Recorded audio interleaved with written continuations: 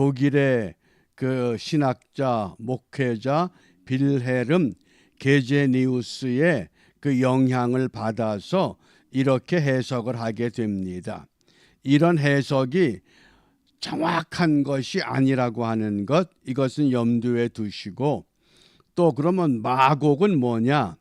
마곡이라고 하는 것, 또 이 곡은 마곡의 지도자 왕을 말합니다. 애굽의 왕을 바로, 블레셋의 왕을 아비멜렉 이렇게 불렀던 것처럼 마곡의 왕을 곡이라고 부릅니다.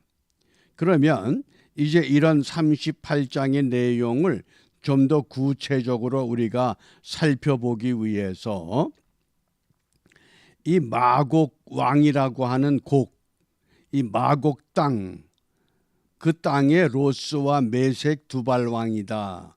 그래서 그 일부 학자들은 로스를 러시아로 보기 때문에 작금에 진행되고 있는 러시아와 우크라이나 전쟁, 또 이 하마스와 이스라엘의 전쟁, 이것이 마지막에는 러시아가 주도하게 되는 3차 대전이라고까지 확대 해석을 합니다. 그러면 과연 이 마곡이라고 하는, 이 곡이라고 하는 그 땅과 그 이름은 도대체 성경에서 무엇을 말씀을 하는가? 우리가 마곡에 대한 이해가, 이 마곡이 성경에 2번 언급됩니다. 창세기 10장 2절에서는 노아의 세 아들 셈과 함과 야벳이 있는데, 야벳의 아들 중에 마곡이란 아들이 소개됩니다. 이게 첫 번째 마곡입니다. 두 번째는 역대상 5장 2절에 마곡은 요엘의 아들로 소개가 됩니다.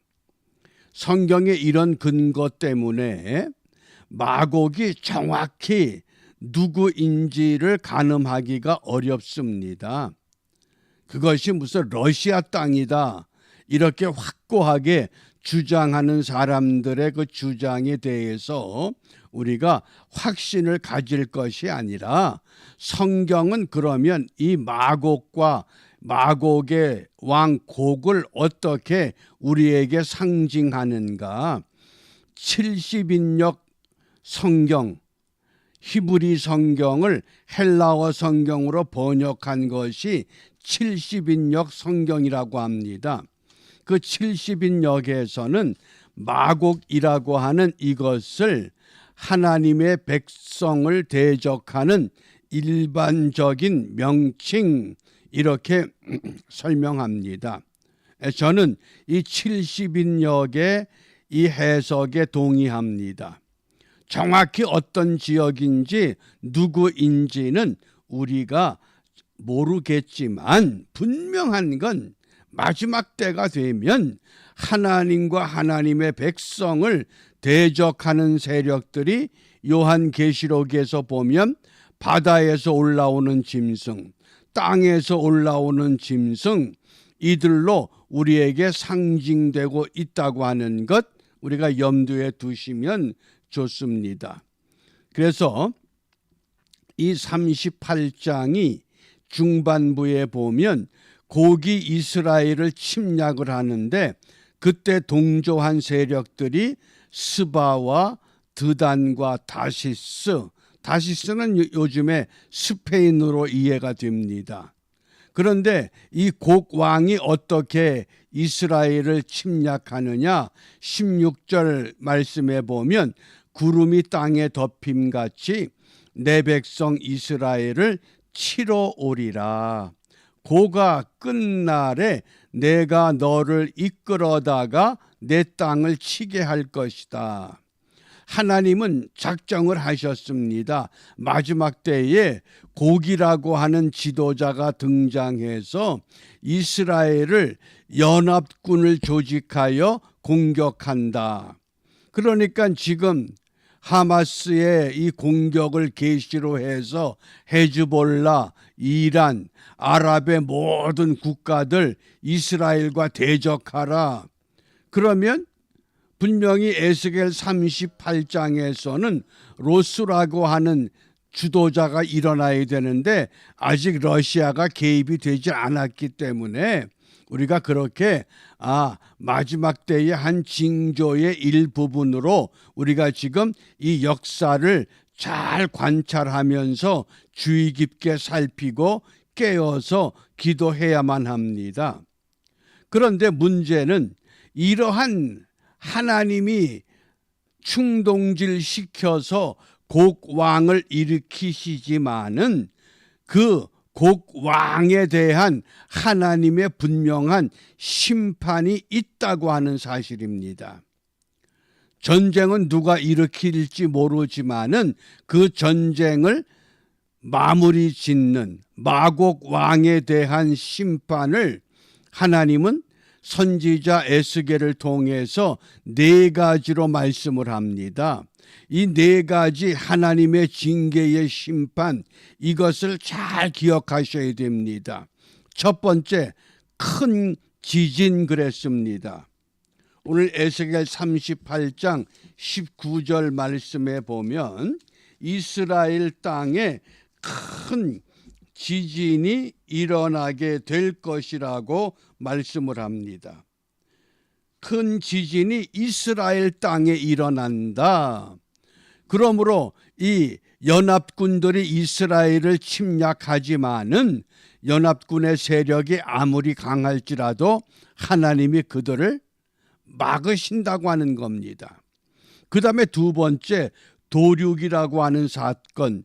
연합군들이 힘을 모두어서 이스라엘을 공격을 하다가 자기들끼리 내부 분열을 일으켜서 서로 칼로 죽이는 이 도륙의 사건. 그 다음에 세 번째, 온 역의 질병이, 연합군 지역에 질병과 전염병이 창궐해서 연합군의 세력이 무너진다고 하는 겁니다. 그 다음 네 번째, 그 연합군 지역에 자연재해, 폭우와 큰 우박과 불과 유황, 이것을 잘 기억해 놓으시길 바랍니다. 어떤 전쟁이 되었든 분명히 마지막 때는 가까웠습니다. 그러나 그 전쟁을 주관하고 다스리시고 심판하시는 하나님께서 이 4가지 징조를 말씀을 하셨습니다. 큰 지진의 사건, 도륙의 사건, 온역의 사건, 자연재해의 사건.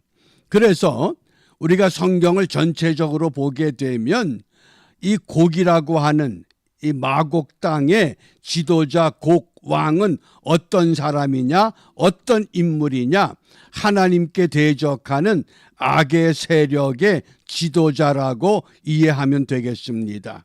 그것이 에스겔 38장 39장에서 계속되는 그런 말씀이고, 이것이 요한계시록 20장 8절과 10절에 보면 곡이 등장하게 되는 그 말씀을 우리에게 소개하고 있습니다. 그런데 문제는 이런 전쟁의 목적이 무엇이냐는 겁니다. 결론은 분명합니다. 전쟁을 통해서 하나님이 우리에게 무엇을 깨닫게 하시고 또 하나님을 알지 못하는 이방 백성들, 그들에게 무엇을 깨우치고자 하느냐? 2가지로 결론을 내립니다. 16절입니다. 이는 내가 너로 말미암아 이방 사람의 목전에서 내 거룩함을 나타내어 그들로 다 나를 알게 하려 함이니라. 여호와 하나님을 알게 하기 위해서 역사의 주인이 어느 강대국이 아니라 여호와 하나님이심을 깨우치는 사건이라고 하는 겁니다. 마지막 전쟁이 어디에서 어떻게 전개되든 목적은 하나입니다. 하나님이 주인이시다. 또 23절에서도 동일하게 말씀합니다. 이와 같이 내가 여러 나라의 눈에 내 존대함과 내 거룩함을 나타내어 나를 알게 하리니. 하나님의 존대 위대하심, 하나님의 거룩하심을 드러내시겠다고 합니다. 연합군들이 어떤 나라가 돼서 마지막 이스라엘을 공격하게 될 때 이스라엘이 힘이 없고 약하지만은 하나님은 결코 이스라엘을 포기하지 않으신다. 하나님의 방법으로 반드시 이들을 다스릴 것이라고 여러 가지 징조를 말씀하셨습니다. 그러므로 우리는 그 징조가 어떻게 우리 현실 속에서 나타나고 있는가를 주시하면 됩니다. 아, 이게 하나님이 주도하시는 거구나. 나라들이 연합하고 동맹을 맺고 이제 우리가 이 아랍과 이스라엘의 싸움이다. 이것이 종교적인 싸움이다. 정치적인 싸움이다. 아무리 그래 본들 분명한 것은 그들이 나를 여호와인 줄 알리라. 여호와 하나님이 이 땅의 주인 되심을, 역사의 주인 되심을, 그것을 드러내기 위해서 하나님의 방법을 쓰시는 겁니다. 어떤 왕이 될지, 어떤 지도자가 될지, 어떤 나라가 될지 모르지만은 그것을 마곡 땅의 곡이라고 하는 상징적인 용어로 오늘 우리에게 말씀하십니다. 그러므로 우리가 이 마지막 때에 그러면 무엇을 기도해야 되느냐? 마태복음 16장 3절입니다. 아침에 하늘이 붉고 흐리면 오늘은 날이 굳겠다 하나니 너희가 천기는 분별할 줄 알면서 시대의 표적은 분별할 수 없느냐. 시대의 표적, 이것이 우리 기도 제목입니다. 그래서 시대를 분별하는 영의 눈을 밝혀 주옵소서. 우리 영의 눈을 떠서 지금 어떤 시대인가, 이 전쟁이 우리에게 무엇을 예고하시는가, 우리가 그것을 분명히 깨닫고, 그러기 위해서는 하나님의 전신갑주를 우리가 취하여 무장하면 됩니다. 에베소서 말씀에 사도 바울은 진리의 띠, 의의 흉배, 평안의 복음의 신, 믿음의 방패, 구원의 투구, 성령의 검, 이것이 마지막 때를 살아가는 성도들이 하나님의 전신갑주를 입고 이 시대를 바르게 분별하며 전쟁을 통해서 하나님이 원하시는 그 목표와 방향 잃어버리지 않고 역사에 우리가 이 안목을 갖고 지금 이 역사가 어떻게 어떤 방향으로 가고 있는가, 이것을 우리가 분명히 깨닫고 우리 영의 눈을 뜰 수 있는 은총의 하루가 되시기를 바랍니다. 기도합니다.